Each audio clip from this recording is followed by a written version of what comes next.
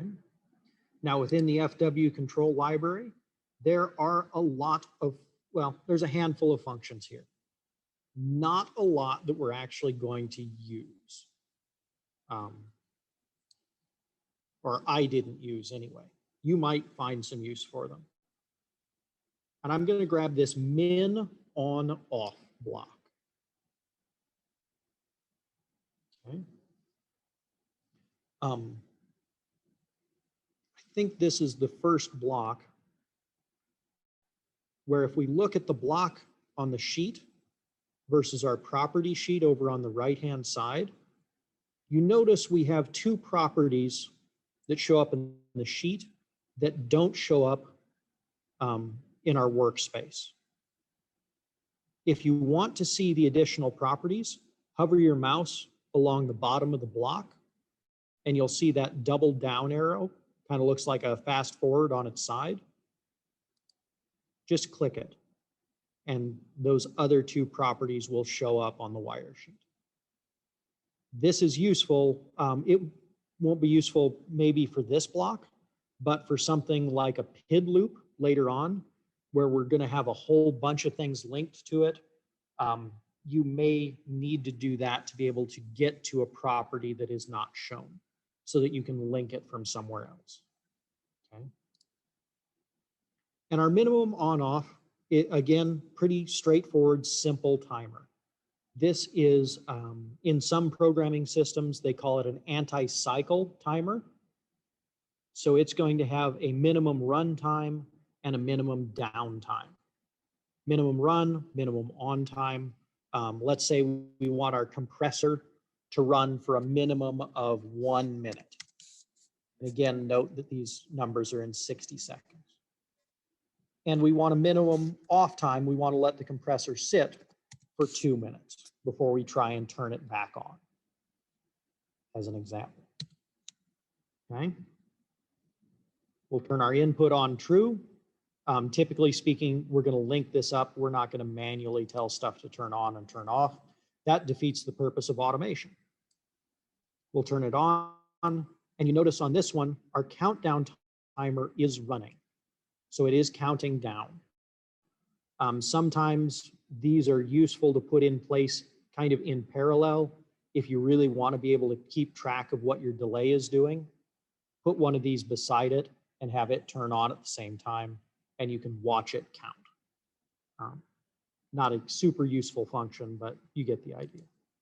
So right now, if I try and turn this off, notice my output is still true. We're still running the compressor because we haven't gone through its minimum runtime of 60 seconds left.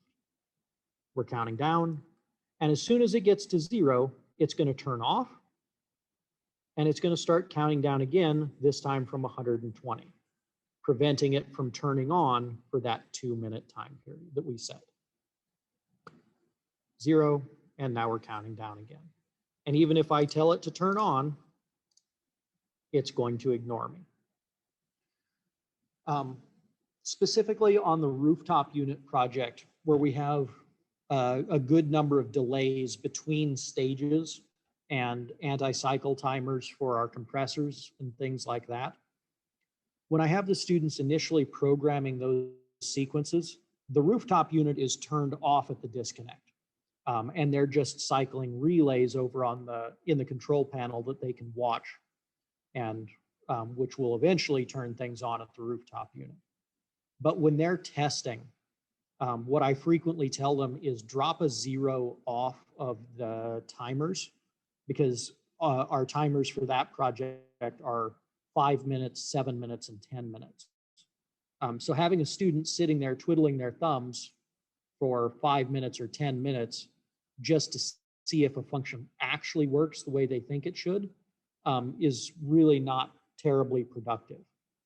But leaving it at 30 seconds or 60 seconds, they can see the timers counting down, they experience the wait, they know it's working the way it should. It's just they're not having to wait that whole 5 minutes.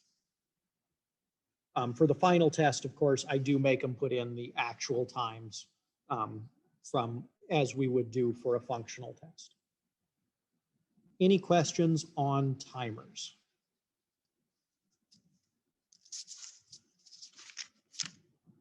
Keep losing my agenda. I know we got a break coming up. About 40 minutes. Okay. So one of the, sorry, did somebody have a question on timers? Robert, that was probably me that you saw. This is Terrell Bailey. I just want to say hi to everybody, let you know who I am. I'm the external evaluator for the grant, and I'm here to just kind of check it out.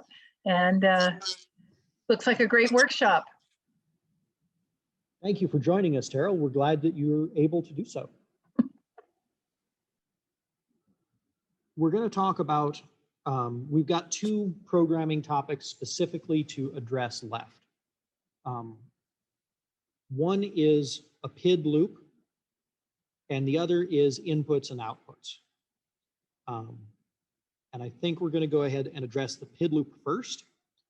It is kind of one of those elements, or excuse me, elephants within a room as far as controls programming goes. Anytime you're having to deal with analog controls, and sometimes even when we're dealing with digital controls, a PID loop is one of those king pin control points. Almost every company has their own specific flavor of how they've written a PID loop. If we were to install a couple of libraries, we could have access to, I think, 4 different PID loops on this one controller, all from different libraries, all functioning just a little bit different. Okay. We're going to go with the most basic one, which is in the control library. And it is called LP. Now, this again is one of those blocks that is going to be helpful probably to expand. And you can see we have a whole lot of points. And as Bob said earlier, this is definitely one of those points that you're going to want to experiment with to make sure it's going to act the way you want. For example, the loop in the one of the contemporary controls libraries, when you turn it off, when you go to disable the loop, it just holds its last value. So if it was at 57%, that's what it's going to stay at until you turn it back on. Many of us are going to assume that the loop should go to 0 when we turn it off. So that's one of those things you have to be really careful about. And especially when you're using a new block to you, experiment with it. Make sure that it works the way you think it should. Make sure it works the way that you need it to work. Or if you're going to have to augment it with an additional block, like an analog switch on the output, to make sure that when it disables, the end, actuator or variable frequency drive or whatever goes down to 0. Now, our loop consists of a handful of points. We have enable, which literally turns it on or off, enabling it to continue its calculations. We have a set point. This is our desired destination. CV, our control value. And I'm going to drag out some points here to work with this so that we can talk about it maybe a little bit more logically. Set point. Oh, important point. Names in Sedona. This is one that I completely forgot. Names are very, very limited in Sedona, especially in comparison to some other systems. We are limited to a grand total of 7 characters. 7. So you will end up using a lot of abbreviations. The first character must be a letter. It can be uppercase, it can be lowercase, doesn't matter. You can use numbers after that. Some special symbols will work, like underscore. Some won't, like exclamation point. And you are not allowed to use any spaces. In CPT, the program we're using here, it will just ignore when you try and put in a space. If you're using Contemporary Controls programming tool, it will let you put in the space, but when you try and accept that name, it will throw an error at you saying, we can't rename it. Okay. Same with your the number of characters. CPT just won't let you go above 7. Contemporary Controls SAE will throw an error saying, hey, too many characters. But I'm going to make a quick set point and zone temp. Okay, so that we have something to talk about here with our PID loop. We'll say our zone temp 72 and our set point 68. So our set point goes to SP, our temp goes to CV. Okay. Now, our output is where we would connect, for example, a valve or an actuator. We'll just pretend it's a valve for a heating system. I'm trying to bring this in so that we can all see it. Okay. And for those familiar with loops or PID loops, we have our standard calibration factors. We have our proportional factor, KP. We have our integral factor, KI, and our derivative factor, KD.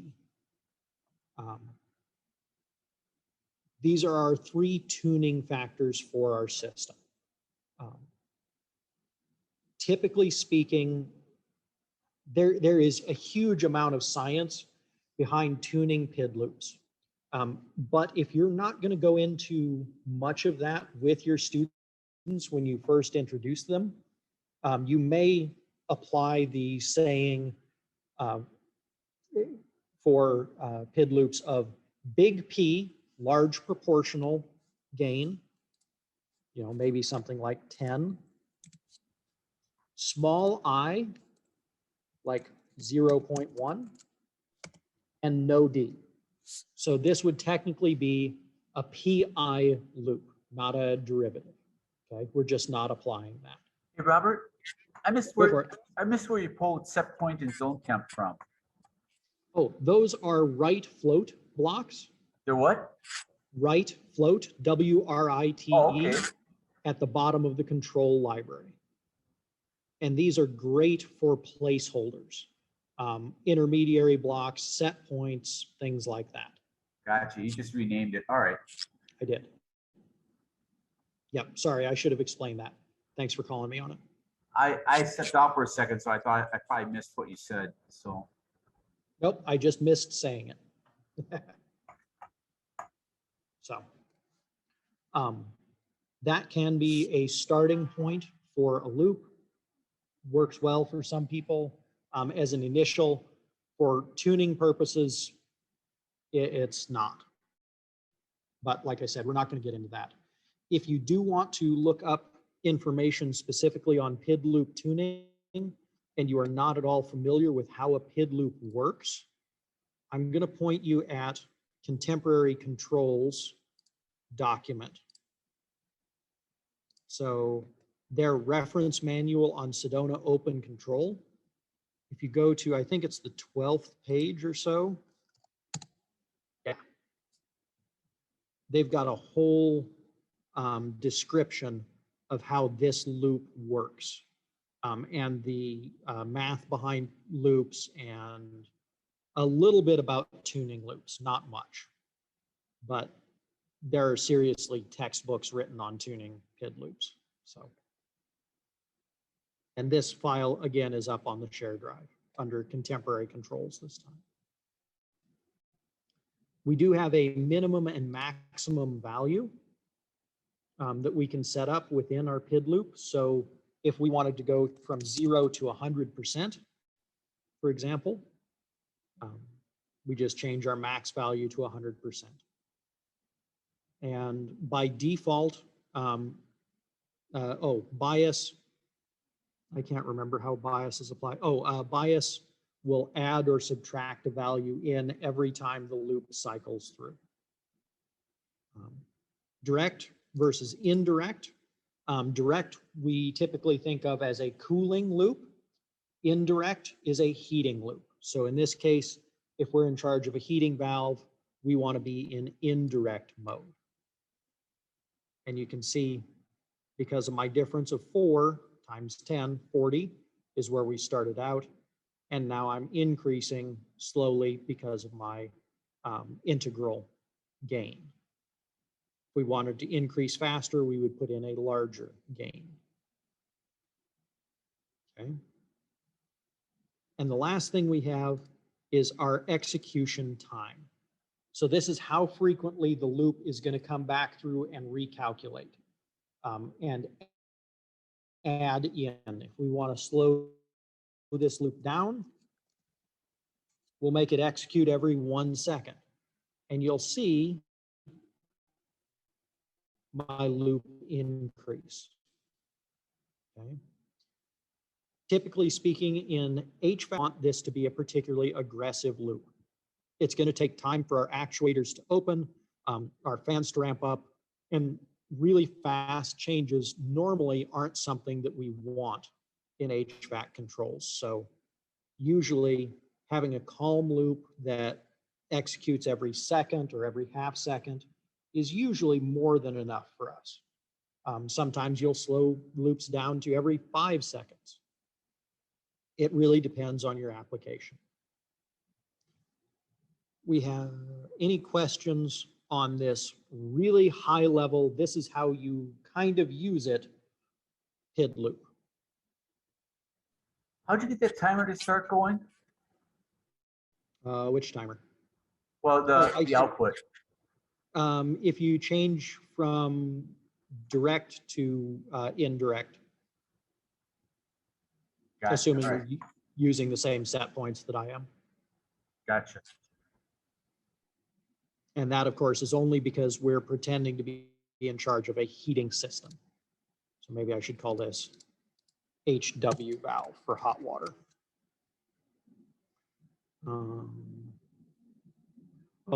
One unfortunate thing about Sedona, or at least every application that I've seen using Sedona, there is no way to adjust the width of these blocks. So you'll run into things like this, what I've called set point here, how it says control : right float, and it doesn't have all of it there when it's highlighted. It'd be nice if we could drag this wider so we could always read that, but it's not to be.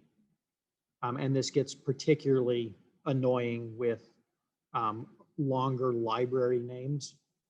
So just kind of be forewarned of that one. But remember that that information is always up at the top of your property sheet when you have clicked on the object. So any questions on PID loops? Like I said, really fast, high overview. I am not an expert on PID loops, not on tuning them anyway. I can drop them on a programming sheet all day long. We will come back and revisit the PID loop maybe before we go on break here, because I've got a programming challenge for you using the PID loop. Kind of get you maybe a little bit of practice with it. But for now, we've talked a lot about logic, kind of the meat in our control sandwich, but we haven't talked about the bread, the inputs and the outputs, where we're monitoring what's happening in the real world and causing action in the real world. So let's talk about those a little bit. What is the most common type of sensor in a building automation system? Temp sensor. Absolutely correct. Temperature. We monitor temperatures left, right, and center, right? For climate controls, it is the basis of everything we do. And most zones have more temperature sensors than they do occupancy sensors on a lighting system. Not always the case, but. So let's create some inputs. Let's make some sensors show up into our program here. Now, these blocks that we're going to be using are in the EasyIO FW library. Okay, FW for wireless. And this will be the same for whatever contemporary controls program or any other controller you're using. The name of the library that has your inputs and your outputs will typically match the name of that controller's model. So if you're using a contemporary controls BAS 22, then you're going to go to the BAS 22 library when you need to create the inputs and the outputs. Okay. And this is one of the points where companies kind of diverge in how they want to do things. With EasyIO, all of our configuration is here in the programming tool. With contemporary controls, they've pushed a lot of the configuration up to their web page.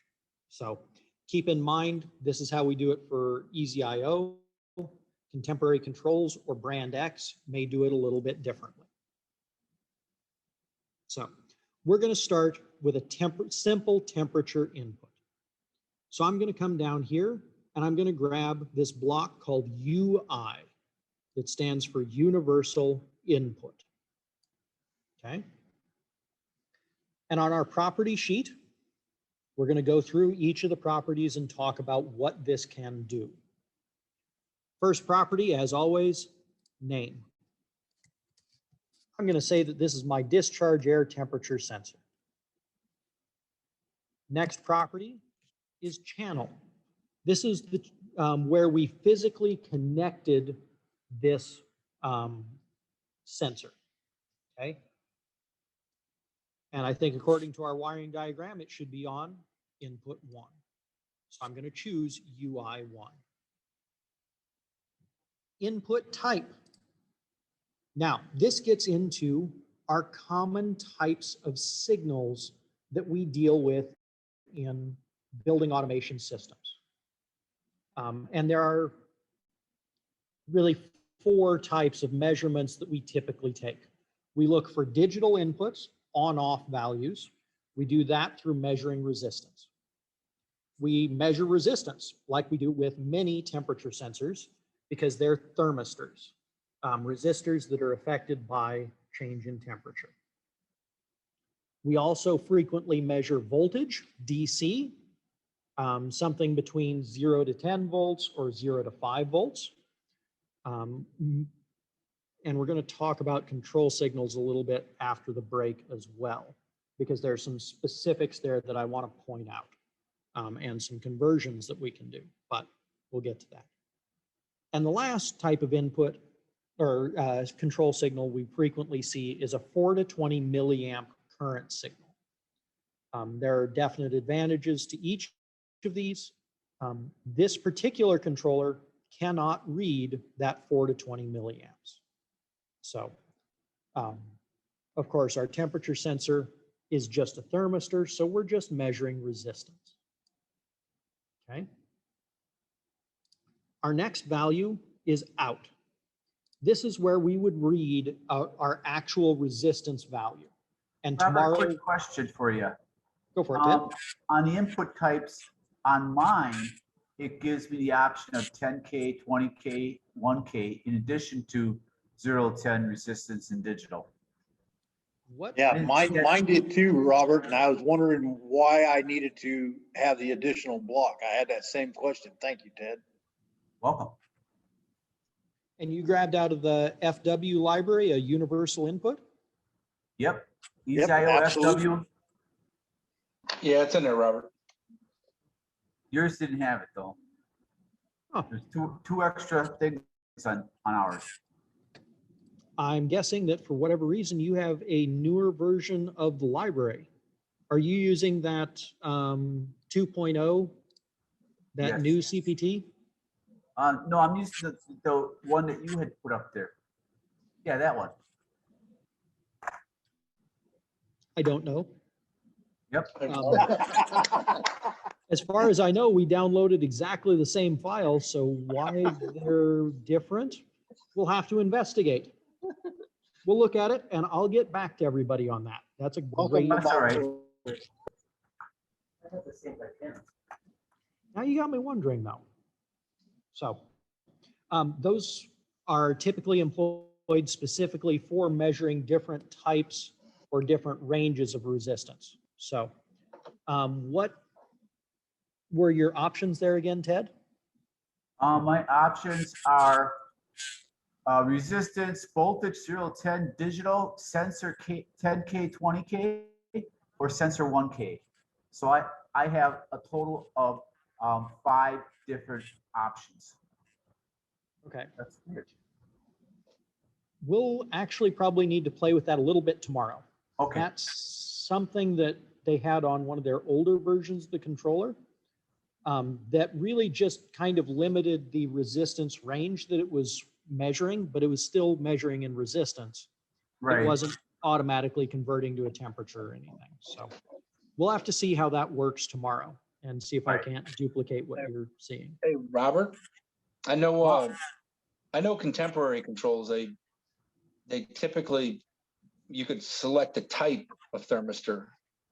Whereas what this was just auto ranging, they have all the tables built into it or something, or?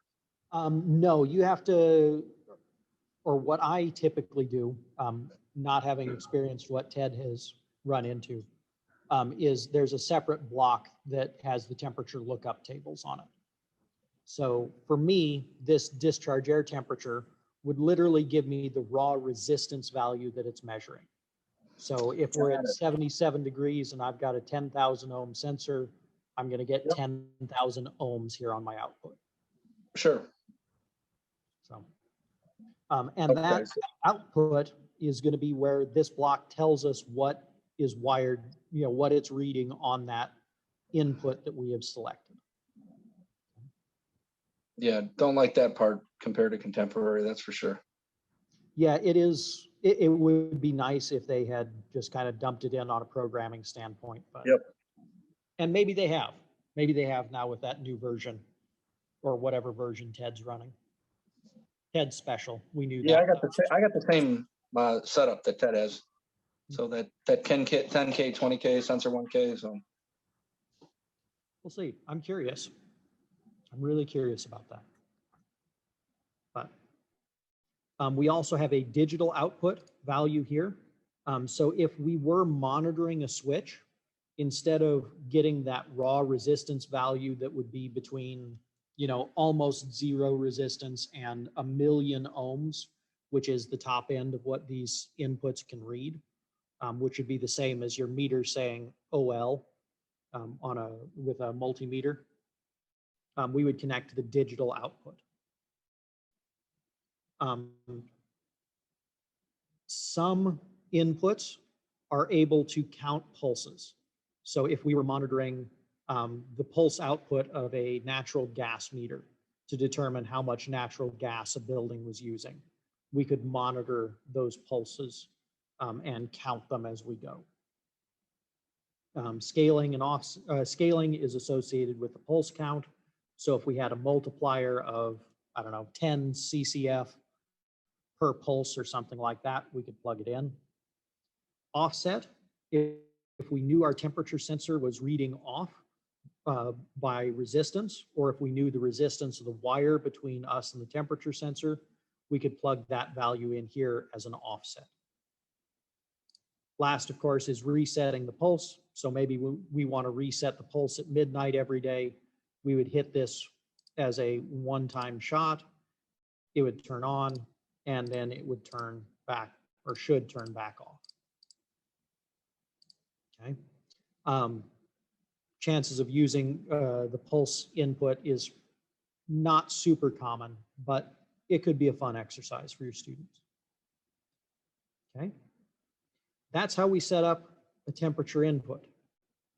Now, as I said, on my version at least, I'm only going to get a resistance here. And that resistance value, is it super useful to us? Yes, but is it meaningful? Maybe not. So we need to be able to convert that information to a different version. And again, as Bob pointed out, contemporary controls, you don't have to do this. It's part of the configuration with the input. And that's how it's set up with a lot of other systems as well. But that's a little bit more challenging sometimes when you don't have a standard sensor. So what we're going to do is we're going to, you guessed it, install an additional library. So we're going to go to our kit management. And this time we're going to grab FW sensor. Make sure you grab the Robert, EasyIO. did you forget to save? Did you forget to save? Because we go and update that kit, it redoes everything, right? You are correct. So make sure you save. And just remember, save a lot. Thank you, Ted. So make sure you get the FW sensor library, not the just plain sensor, but the FW sensor. They cleaned up the library in the FW version, and it works, is a lot cleaner.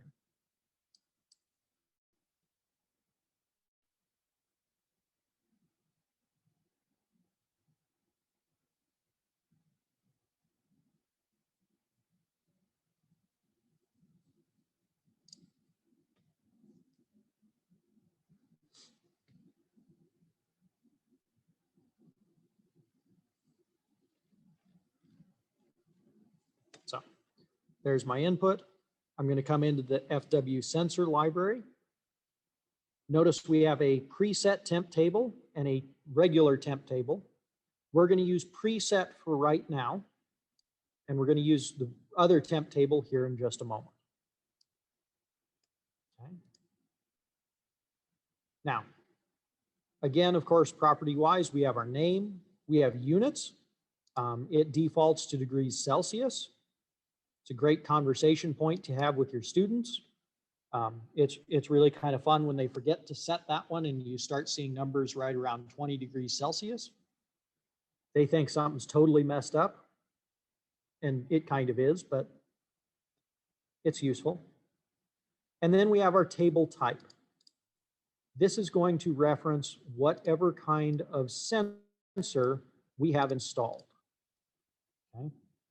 So by default, or this has our lookup tables pre-programmed into it for 10K type 3, 10K type 2, 10K with an 11K shunt, 20K, platinum 1K, and a nickel 1K.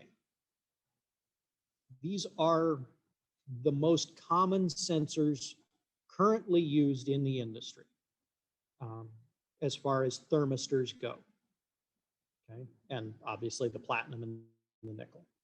So this Ted, we will be still need dependent. this one because I've got. Go ahead, Andy. You're muted if you're still trying to talk. Oh, okay, the mute. So Ted, yeah, we've got the same options under input type for the DAT. And so I've got it physically hooked up right now, and we change it to the 10K, 20K, but the output does not change from 26,000 ohms. But when you change it to the 1K, it drops off 1,000. So it's still just resistance. So we still need this preset sensor. There you go. And that's the way it was with EasyIO's first controller, the 30P as well. They had those settings, but they just didn't do anything. It was bizarre. Okay, Just leaves you on the wrong hole. thank you. Letting a computer programmer write your system. So you're going to select whatever type of sensor you have installed. I have 10K type 3 right now installed on my units, so that's what I'll choose. Last step, of course, is to connect these two blocks. We're going to grab the output on our discharge air temperature, drag it to the in on our preset temp table. And you will notice when I'm connecting blocks, I get a little bit fiddly with their placement, so I get good straight lines in between. When you're programming, you may find this useful as well, trying to avoid big messes of spaghetti, trying to follow around to see what's connected to what. This is true of just about every block-based programming system. There are times when the system will choose the strangest route imaginable to draw a line. It's just how it goes. If you have your blocks too close together, there we go. Oops. You may get this little thumbtack looking thing. You are linked. This is just the controller say, or the program saying, I don't know how to draw that line for you, so I'm going to put a pin in it to let you know that there is a link there, but I just don't know how to draw it and make it happen.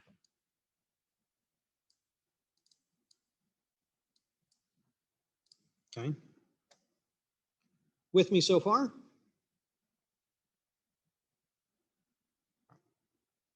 We are going to do one more input, and this is less so that we can do another input, again, a universal input,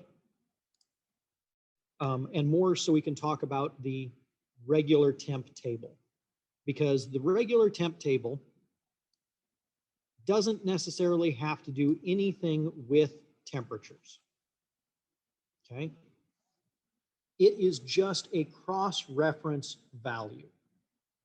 So if you have an input of resistance that you want to represent something else, or if you have a voltage input from, I don't know, a pressure sensor, and you need to translate it from a raw voltage value of 1 to 5 volts to a differential pressure of 0 to 2.5 inches, for example, you could use this table. Now notice that this table has up to 32 references. Okay, so you can fill in an entire, well, not an entire, but a large portion of a temperature lookup table for one of your sensors if you want to go through the work. Sometimes it's kind of fun to make your students do this for their first temperature sensor so that they know what that table looks like. It's an exercise. Most students will proceed to want to throw things at you when you show them the preset temp table and say, why didn't you show me that first?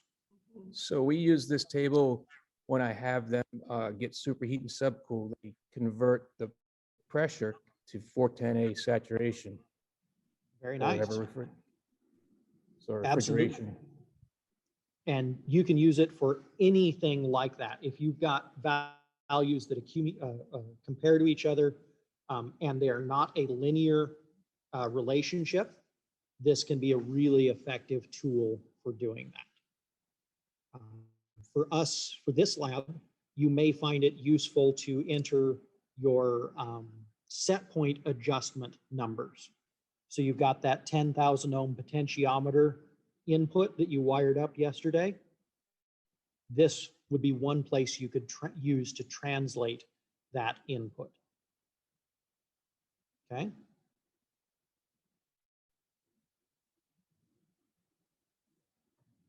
And of course, I didn't actually hook it up. So one thing to keep in mind that I haven't mentioned so far is Sedona doesn't actually do anything with units. Any units that are applied are for our reference so that we are consistent. Sedona only knows numbers and on and off values. So this degrees Fahrenheit up here on this preset temp table, you notice that our output is 314.2. We mentally put the degrees Fahrenheit on it. It's just a number. We could connect this to a valve output and try and drive it to 314 volts. It won't do that. It's smarter than that. But the fact that we can connect it, it doesn't know that degrees Fahrenheit and volts are something that's different. It just knows numbers. The labels we put on to give it meaning. Okay.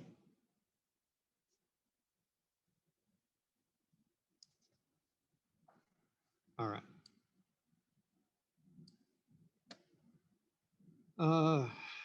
Outputs. Outputs are how we make action happen in the real world. I'm going to drag out a universal output, which for those of us using FW controllers is the only type of output we have available. And you'll look, and it looks kind of similar to an input, a universal input. We have a name. I'm going to call mine hot water valve.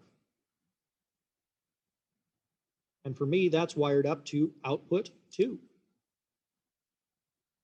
We have an in value, we have an out value. In is where we're going to tell it what to do. Out is going to be where it's going to tell us what it's actually doing. So for example, I'm going to set mine to 10 volts right now on the in. And you'll notice that my out doesn't actually change. This is one of those weird things that happens because we're on a virtual controller. If we were on a physical controller, this output would change to match, just to kind of confirm that, yes, I'm actually sending a 10 volt output signal. Okay. You can do scaling if you want. Most of the time it's easier on most of these programs to do your scaling with a separate math block. I bring a percentage over close to my hot water valve and then divide by 10 before I go into the hot water valve to get down to that 10 volt range. It seems to act a little bit more reliably for me. And that could be because I've been working with older controllers for a while. Offset is the same. So if we needed to always have it be, 1 volt higher than what we're telling it, that's where we would do that.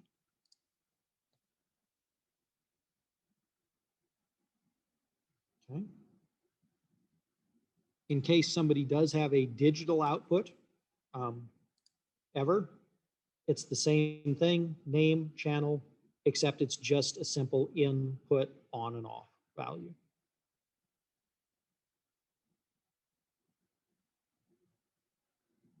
All right. Questions on inputs or outputs?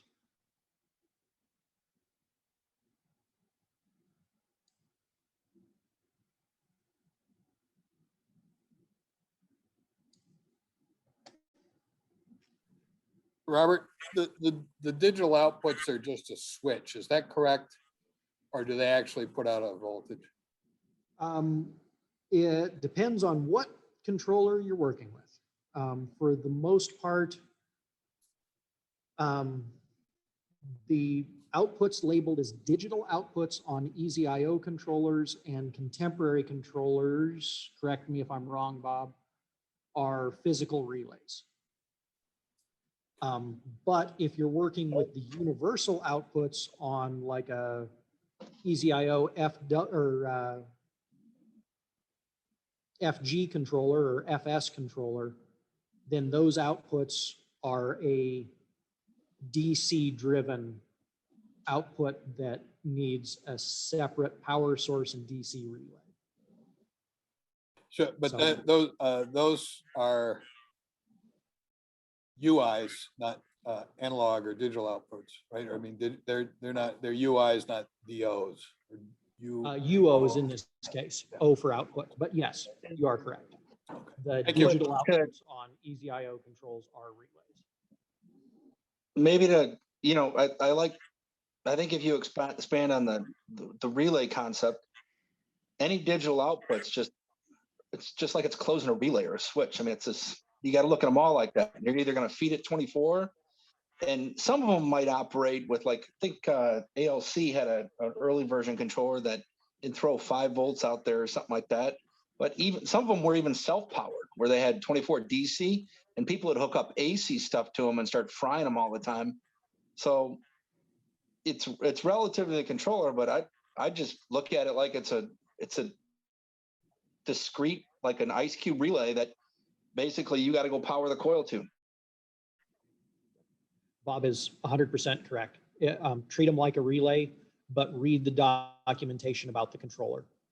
Because yeah, some will put out, some are powered by triacs or diacs, and you've got to run specific DC signals through it a certain direction. Old Andover controls, you always had to switch the common leg instead of the hot leg.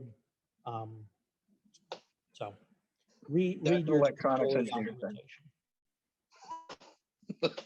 What was that, Bob? So that's an electronics engineer thing, or a refrigeration technician. They like to switch the neutrals. Also Terrible technique. agreed. No standards. Yes, thank you, Michael. Dry contacts is a common term used for these, and something to watch out for in your documentation, because that means it is just a relay, set of relay contacts with no power internally, and you have to provide. Yeah, they say, but it could be 5 volts. Just like on variable speed drives and stuff where they got a minimal voltage, just like your ohm meter, looking to check for dry contacts, that same concept. When I look at dry contacts. Yep. Mhm. So we're a little bit over, so we're going to take our 10-minute break now. We will be back at 45 minutes after. So 10 minutes, be back. We are on our final stretch here. We've got, by the schedule, about 15 minutes.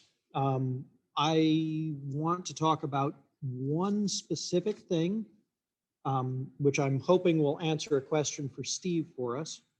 And I want to propose a challenge for you related to the PID loop. So I'm going to jump back into CPT here, if I remember to actually share my screen instead of just going to the program anyway. Okay. So we're back into CPT. I'm going to zoom out a little bit, if I remember how to zoom out. By the way, if you're trying to zoom in CPT, holding down Control and using the scroll on your mouse does not work. Control and minus and Control and equals for zoom in and zoom out do work, as well as the magnifying glasses. So far, we have just dumped all of this code into one workspace. Honestly, that's a terrible practice. We were doing it for demonstration purposes, but from a practical standpoint, one of the biggest challenges we run into with block-based programming is when we have a big program in a single view. When we've got a lot of blocks, a lot of interactions going on, and we have to troubleshoot it, or come in after another technician and try and understand what the program was supposed to be doing. And for doing that, what I encourage people to do is to compartmentalize, okay? And organize what they're doing. I'm actually going to disconnect from this controller. So bear with for just a second. And I'm going to bring up a different controller that I've been working on. And this is the same wire sheet we were just working on in a different controller. And you notice what I've done here. I've created a handful of folders that describe what is going on inside them, okay? I have isolated my inputs and my outputs. They are in their own folder.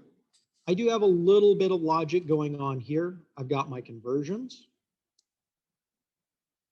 inputs on the left, outputs on the right. But you notice how minimal it is, how clean it is, okay? If we go back, we can look at my heat control. Not the heat control. Heat control is a little messy. How about my damper control? Where I just have 5 blocks. And this is a cooling damper control. This is really great for troubleshooting because we have our input values. We've got a CFM set point and an airflow measurement.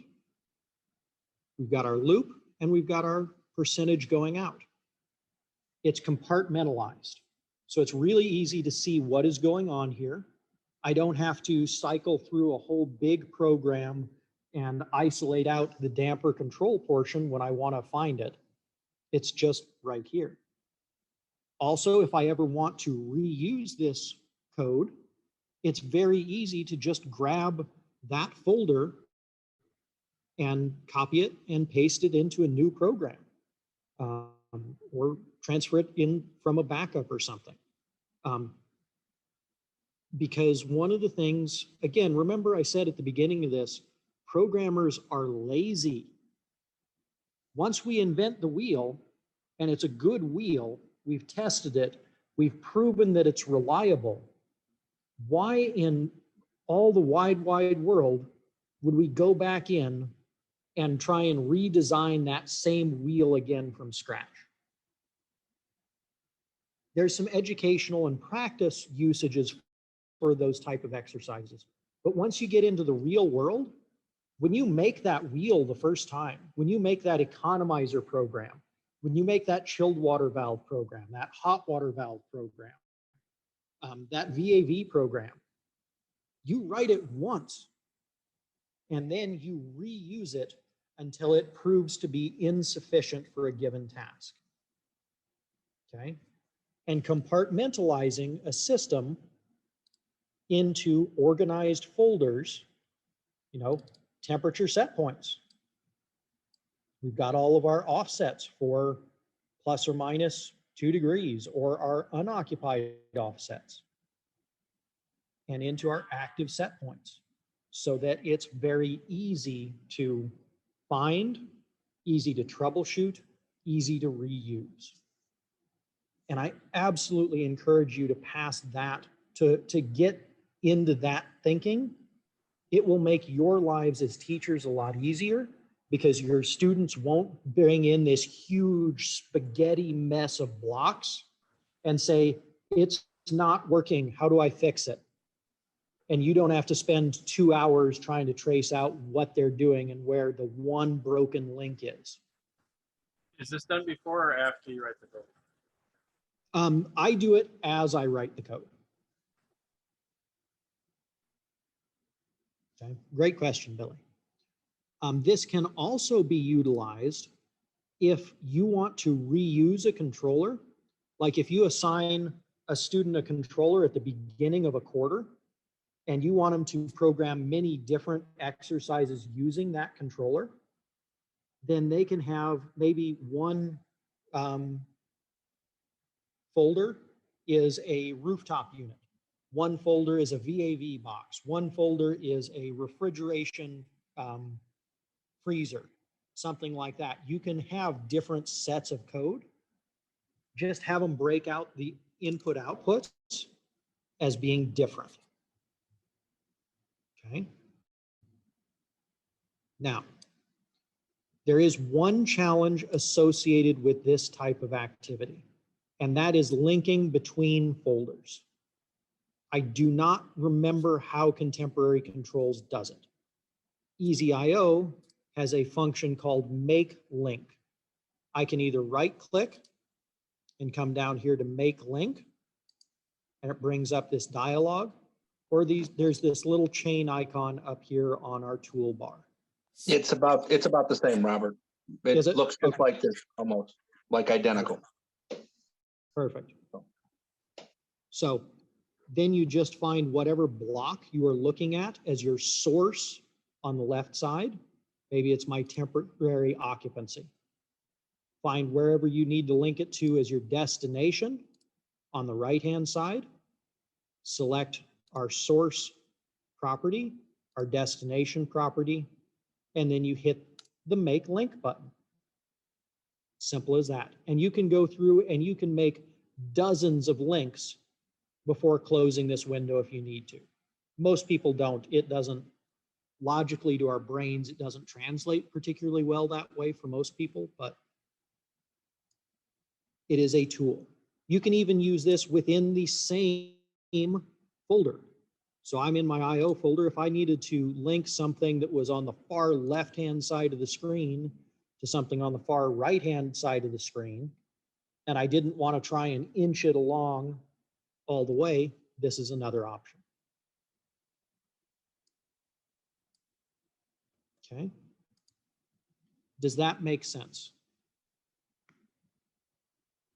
What questions do you have on that idea? How do you create each of those folders? Creating the folders, there are two ways to do it. You can, in EasyIO, you can right click and simply add folder.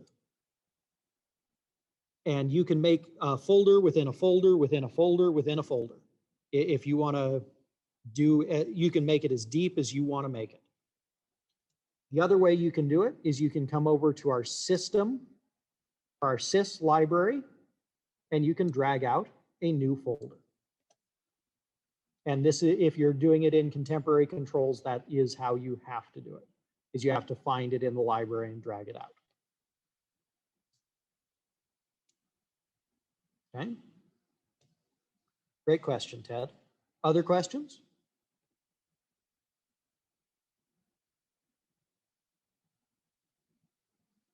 Okay. So I guess the other question I would have on this, getting back to Steve's question, is, so a student sets up controller for a VEV box, and then later on they use the same controller to set up a rooftop unit, and so on and so on. So each of these is a different folder. How does that get loaded onto the controller for controlling just the VAV box? So the way I would address that is I would keep the program within a given folder. You know, so maybe we have a VAV folder that contains all 4 of these. And you can either do one of two things. You can have an external IO folder that's outside of each of those individual ones, and you just break the links between the inputs and the outputs as you transition between different projects. Or you can, within your main projects, you can come in and set up all of your IO when you're active on that project. And when you want to turn that project off and switch to a different one, just come back into each of your inputs and outputs and change your channel back to none. That'll isolate it from the data that it's reading and the things it's trying to control. And it's just going to kind of sit in its own little bubble world. It's going to use up a little bit of processing power, but to be perfectly honest, with the modern controllers we have, that is a complete non-issue. I'm not saying you can't overload these controllers, but it's challenging. You've got to get up to, you know, like 100 PID loops, which is one of the most intensive blocks that we have before it starts to slow down a controller. It does remind me of when Bill Gates said we set the 640K limit on DOS because who would need more than 640K? But my other question is how do we, is there any way to see what out of each folder, what's coming in and what's going out, the links?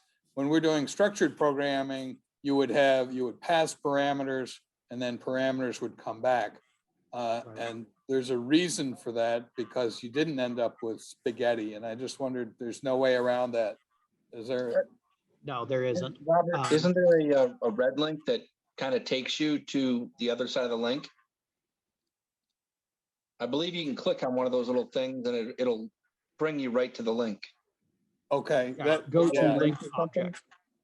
And that would be so easy because obviously this is a database of links. That's it. It's The all bottom right there, next properties.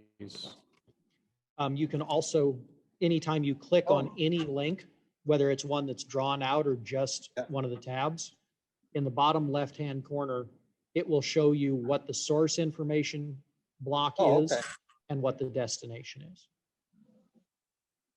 Okay, So- that's a start. Thank you. Right? Yeah. Any other questions?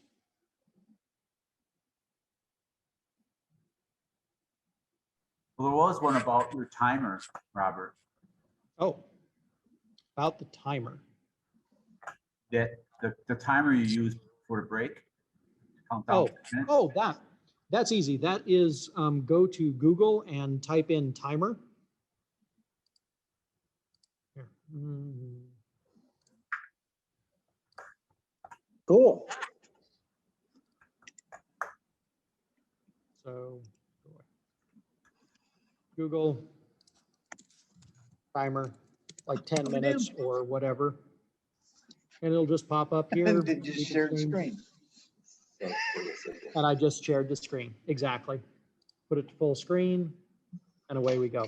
It is kind of annoying when it goes off, so you might want to mute it, but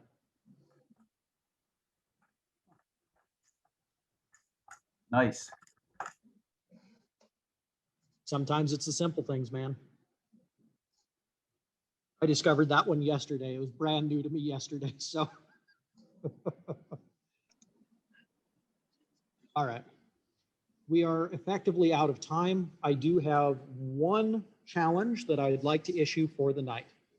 This is specifically using a PID loop. And this is something that is going to be particularly useful to those of you who are doing contemporary controls based projects tomorrow. Because the contemporary control system does not have a square root function.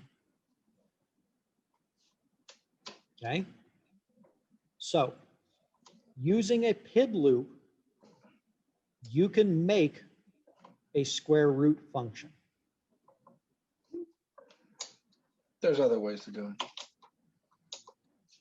I'd love to see them, Bob, because I scratched my head a little bit on this. So Yeah, that I was would pretty love to annoying. see any solution you can come up with.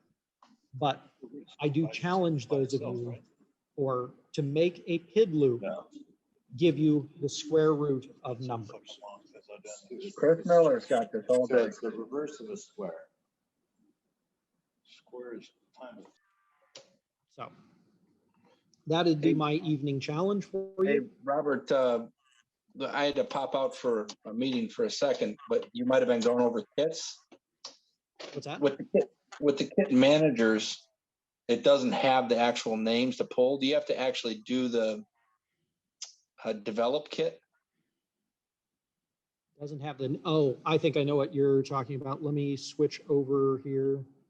Hang on Just in just a second. CPC. This isn't like contemporary where you just can hit the boxes when you go in the kit manager. Because I installed that old version. Mhm. I don't know if all the kits should be there, but So is this what you're seeing? hold on, go. Yep, just the keeps. Okay. Yep. You just have to expand that name column. For whatever Oh, reason, it's okay, yeah. shrunk Got it. way up. Yeah, I didn't want to pick the wrong ones because then you don't know which ones they are unless you write down like this. That's a fact. Thank you, Bob. Yes. Yep, okay. Wow, something as stupid as that to just move it over.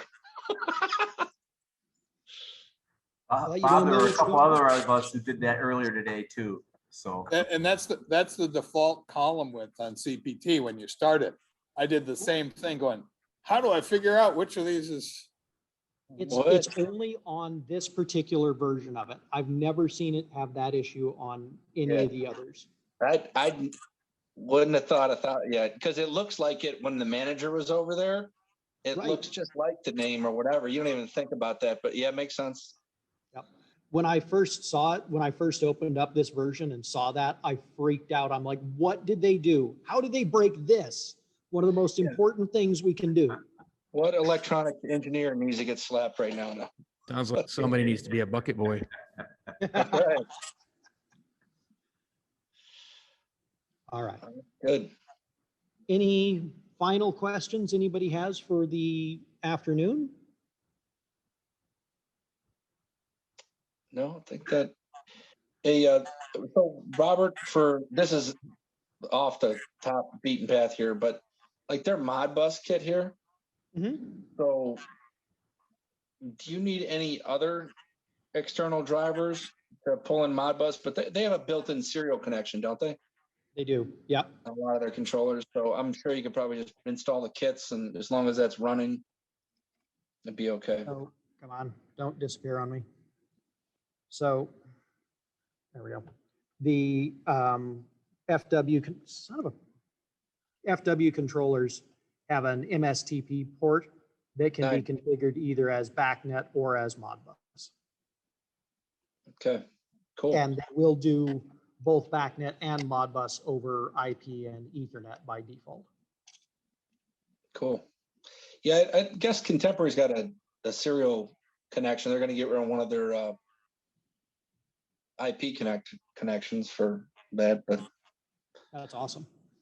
when that comes out, it's needed, especially with all these like that tightest controller I got is the whatever you want to call it, but it's all serial comm. So Yep. I'll get better pictures of the lab. I just had to stop in there for a second today. Not a I'll take problem. some of the Contemporary lab that Andy was asking about. Thank you. Anybody have any other questions? Otherwise, I think we're going to officially end the meeting.